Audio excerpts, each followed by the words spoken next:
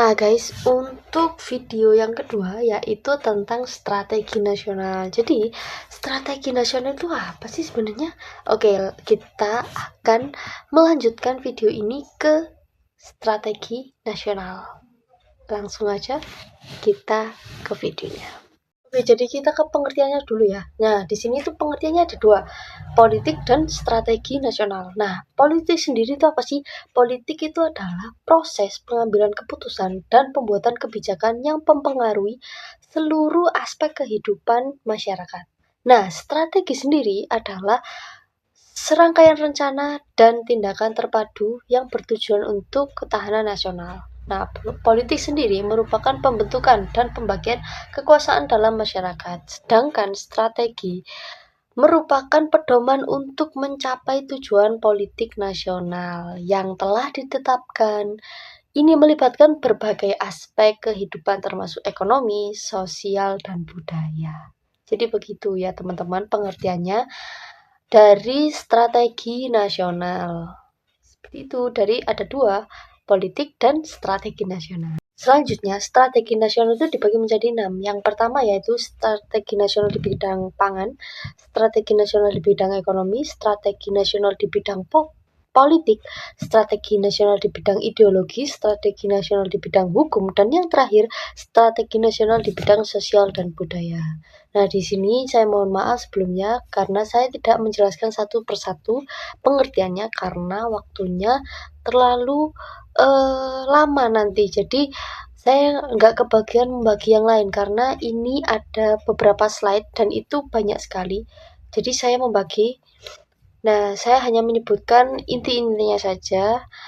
Jadi mohon maaf Ramadhana jika video ini kurang lengkap. Jadi saya akan menjelaskan yang lain yang lebih penting daripada pengertian satu-satu. Jadi izinkan saya untuk melanjutkan ke slide berikutnya. Oke, kita lanjut selanjutnya. Di sini ada dasar hukum politik dan strategi nasional. Nah, di sini yang pertama itu Undang-Undang Dasar 1945 menjadi dasar hukum utama untuk politik dan strategi nasional di Indonesia. Pasal-pasal dalam UUD 1945 khususnya mengenai kedaulatan rakyat, sistem pemerintah, dan tujuan nasional. Peraturan pemerintah dan keputusan presiden yang kedua. Peraturan pemerintah dan keputusan presiden juga berperan penting dalam menjabarkan dan mengimplementasikan dasar hukum politik dan strategi nasional. Aturan-aturan ini memberikan arahan yang lebih detail mengenai pelaksanaan dan kebijakan strategi nasional. Jadi ada dua, yang pertama Undang-Undang Dasar dan peraturan pemerintah dan keputusan presiden itu sangat penting untuk strategi ketahanan nasional. Selanjutnya ada ruang lingkup politik dan strategi nasional. Nah, di ruang lingkup ini ada 4. Yang pertama politik dalam negeri, yang kedua strategi pembangunan, yang ketiga politik luar negeri, dan yang terakhir keamanan nasional. Nah, di lingkup politik dalam negeri ini mencakup segala aspek yang berkaitan dengan pemerintahan, partai politik, dan sistem politik di Indonesia. Yang kedua, strategi pembangunan meliputi rencana jangka panjang untuk mencapai tujuan pembangunan nasional. Yang ketiga, politik luar negeri. Politik luar negeri Indonesia mencakup hubungan dengan negara-negara lain, seperti perjanjian nasional, dan peran Indonesia dalam organisasi internasional. Yang keempat, keamanan internasional. Ruang lingkup dan strategi ini juga meliput aspek keamanan nasional.